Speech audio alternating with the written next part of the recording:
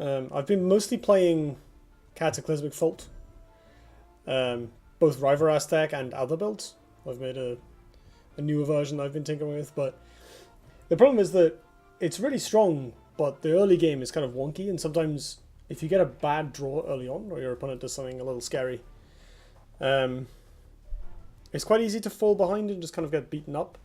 And the meta seems to be trending more and more aggressive. I played against 8 Gates earlier, some Tempo Argent or Bond Argent decks.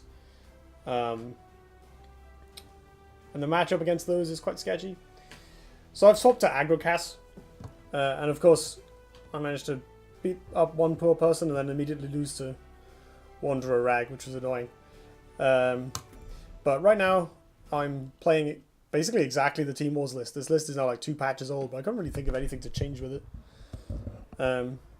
It seems perfectly solid as is. So the theory behind playing this is that Aggro Cass is the best anti-aggro deck. So if the meta is full of aggro, this is exactly where you want to be.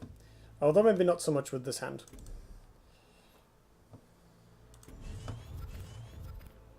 Hey. So this is a burn deck. You don't necessarily need to be near your opponent to beat them up, although it does help. It's received odd nerf recently in Desolator becoming smaller, but that's not a major deal, I think. And obviously the card pool's expanded, so in theory the deck is worse, but I'm not sure what to put in to buff it up again. It feels like a pretty coherent piece at this point. Oh, they did nothing. So good. Oh, we got to make the god play as well of playing the Blood Tier first, so that the tougher, unattackable Blazehound is in the middle. Oh, Milda Falcius as well. Perfect. Right, sometimes this happens as well. This is the nice thing about Blazehound decks. Be nice to get a Void Pulse to go with these, although hopefully we can just get enough pressure on the opponent right here that it doesn't even matter.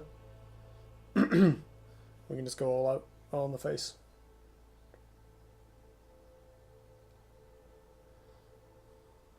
Oh, I forgot to get water. I'm going to fill up what my opponent's thinking.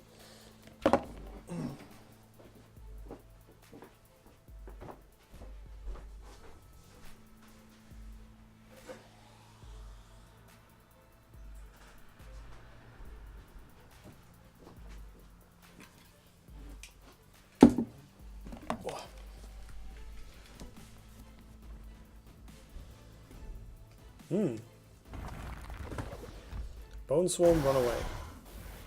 Interesting.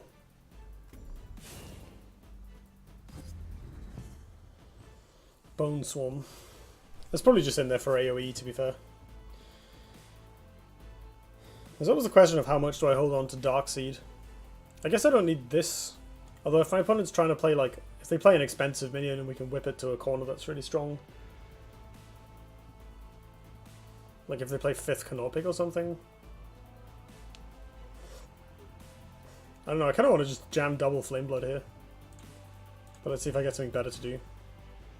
That probably counts as something better to do.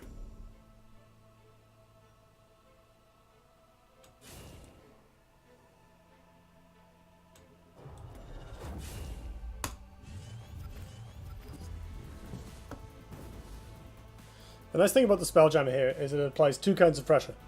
One of them is that it's a 3/5, and so it can hit them in the face.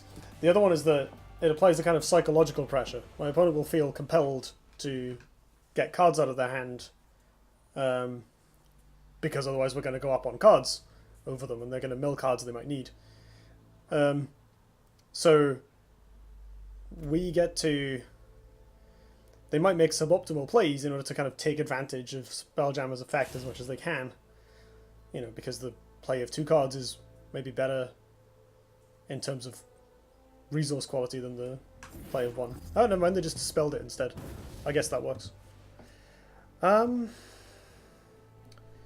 can attack this if I ping it, but then the Blazehound can't go face. Is it worth whipping a Lightbender?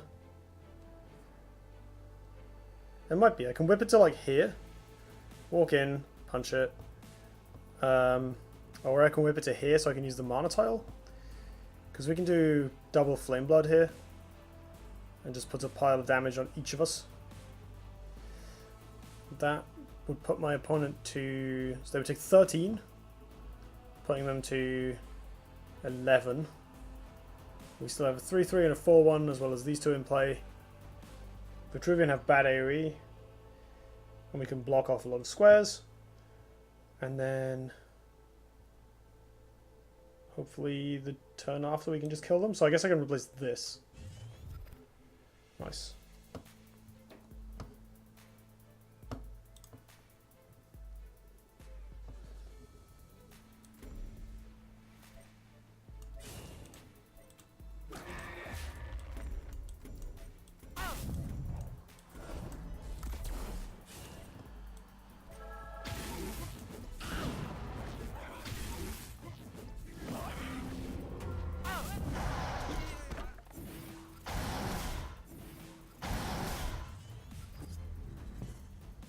Seems good.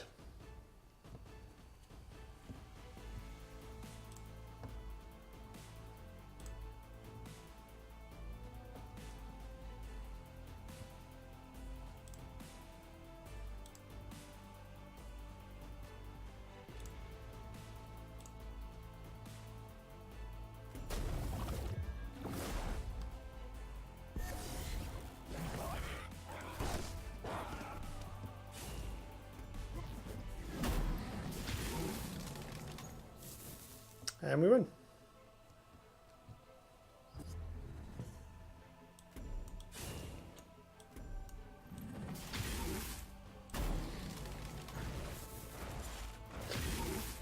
Felt kind of bad for that.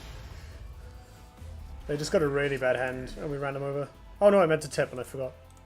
Sorry Grimolds, I was going to tip you if you ever watch this.